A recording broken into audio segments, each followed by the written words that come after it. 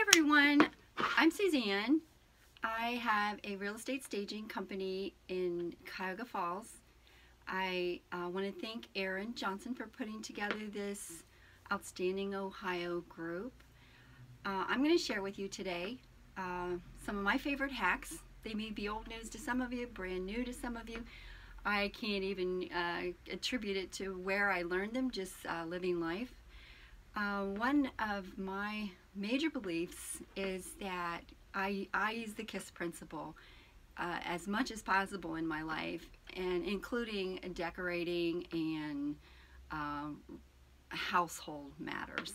So the KISS principle is keep it super simple. So I'm going to break up my video into 3 different parts and hopefully give you some useful tips. Over the many years that I have moved, I've moved over 19 times in my life over the decades, and of course I've staged numerous homes. I always say I've been staging homes since I was 7 years old, because I used to sit in people's homes and literally rearrange their furniture while I was sitting there. So I think that's just something that comes, it's sort of we come kind of packaged with what we love to do. So one of my favorite hacks, I'd like to say I have all my Christmas packed at home, but I do not. When you run a shop, your home seems to come last.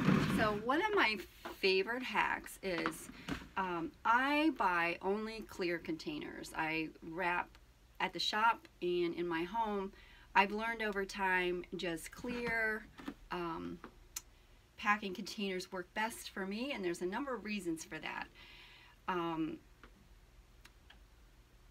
As you change your decorating style, as you change the colors you use in your home, I know we've all had this experience where you've beautifully labeled everything, and then when you no longer need that item and you send it off somewhere, then you have to deal with these labels. To me, the most efficient way of doing this is, I had previously packed some vintage things in this. Well, I'm going to pack my faux pretend Christmas bulbs in here.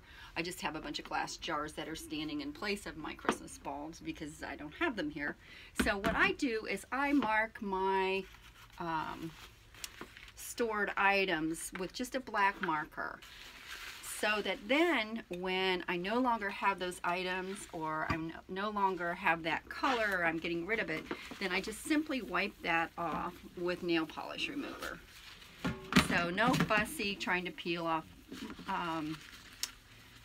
labels or spending a lot of time making, I don't like spending a lot of time in things that don't have any impact on production. So I've taken that off, and I always mark my containers on 2 sides, the skinny side and the long side, simply because a lot of times where I'm storing, I'm going to come out here a little bit more, where I'm storing determines whether I'm going to put it long ways or the wide way. So in this case, I'm just going to go ahead and mark on here, clear bulbs. That way I know exactly what's in here. Plus, not only can I see and have a general idea what's in here, but I've written it on here, clear bulbs. And then what I do is I don't invest in expensive packing materials unless it's fine art or something really expensive. In this case, let's just say these were a bunch of bulbs that I bought, say, from Target or Walmart or whatever. So all through the year, now I'm not encouraging anybody to be a hoarder, all the non-secure documents that I have, I just shred them. And I put a bag, just a grocery store bag, in the shred receptacle, and I shred right into the bag, and then when it's full, I just tie it up. And then sometimes I use the whole bag for a cushion for something that needs to be protected. Or I use the shred, I put a thick layer in the bottom, like that, and I don't even wrap the bulbs. I just, we gotta pretend these are bulbs. I just lay them in there, separate them a bit, don't put them right up next to each other, and give them room. And then I put another layer of shred on top of those. And I generally just make a mess and clean it up at the end. So I'm all ready for my next layer.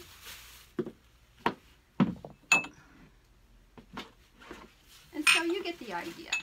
So I layer until I get up to the top where I leave enough headroom. Then I'm going to put a really thick layer on top to protect everything inside. And put the lid on and we're good to go. So now we're in my workshop and I'm going to show you a couple really quick hacks for Valentine's Day. This is one of my favorites. It's really inexpensive. You can use things you have around the house and just buy a couple things at the dollar store. So I think this is just stinking cute. This is the main part of this is you put a glass container inside of a glass container, which would give you about 1 inch of space. So this one, it has a candle and conversation hearts all around. This is a shorter version and it has a little votive cup and a votive candle inside and the conversation hearts all around. It's just adorable and you can use what you have in your house and just add the conversation hearts. This is the one I'm going to do with flowers, and I put a little teeny tiny jar inside and secured it with glue dots. And then you could use real flowers, which would be the ultimate. And if you did use real flowers, you would need to wrap it with a wet paper towel and then maybe put a little bit of foil in there and then just put that in the little teeny jar. Then you just fill in around the outside with conversation hearts. And then when you try not to get the conversation hearts in the jar of the flowers, because you want to be able to pull that flower back out and wet down the stem and re-wet the paper towel so it lasts longer. So this is a quick hack. You can use a candle, you can use real flowers, you can use artificial flowers, but you can use any size so long as you have space around the inner receptacle. So that's just really cute with the conversation hearts. Another really quick one I'm going to give you is I got this idea from a company that I spotted called whogivesacrap.org, and they are just a wonderful company. If you get a chance to go to their website, they have a very wonderful cause.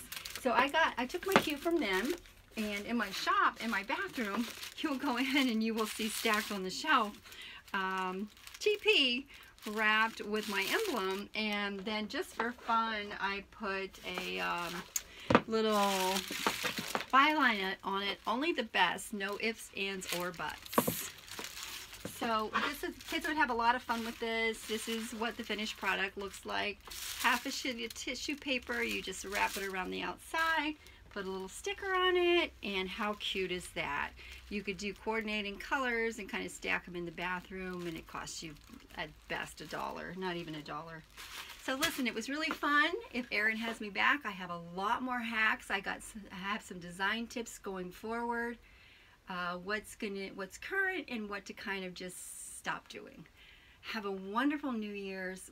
We are in very difficult times. We have to find a place to ease up and laugh, and that's our homes, and try to have a sense of humor with each other. So sending out just wonderful wishes for 2021. We will get through this, and we have to all come together to do this. Sending love.